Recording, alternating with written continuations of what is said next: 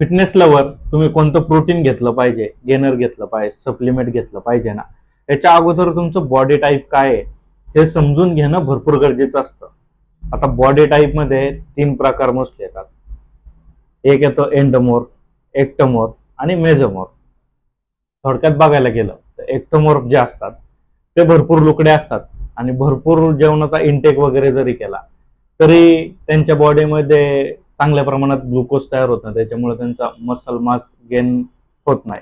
त्याच्याबरोबर जे मेझोमॉर्फ असतात म्हणजे एक ॲथलेटिक बॉडी त्यांची असते आणि ह्या ॲथलेटिक बॉडीमध्ये त्यांनी जरी त्यांचा डाएट रेग्युलर नाही ठेवला तरी त्यांची बॉडी ही मस्क्युलर वाटत असते. आणि जे एंडोमॉर्फ असतात कमी जरी खाल्लं तरी सुद्धा यांची बॉडी जास्त प्रमाणात फॅट डिपॉझिट करते, कारण की त्यांच्या बॉडीमध्ये जास्त प्रमाणात हा ग्लुकोज तयार होत असतो.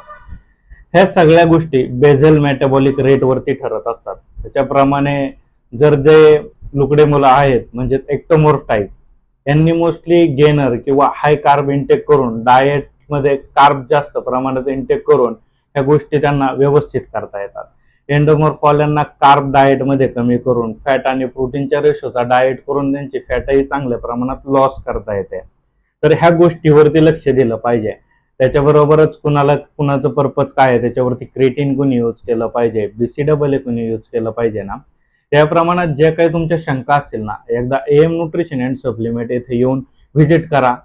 मी तुषार फलके, IFSI सर्टिफाईड न्यूट्रिशनिस्ट आणि डायटिशियन, ह्या सगळ्या गोष्टी तुम्हाला व्यवस्थितरित्या समजून सांगाल. त्याचप्रमाणे तुम्हाला तुमची क्लिअरिटी होईल की नक्की डाएटमध्ये कोणत्या गोष्टी ऍड केल्या पाहिजेत आणि वर्कआउट कोणत्या प्रकारे ठेवला पाहिजे.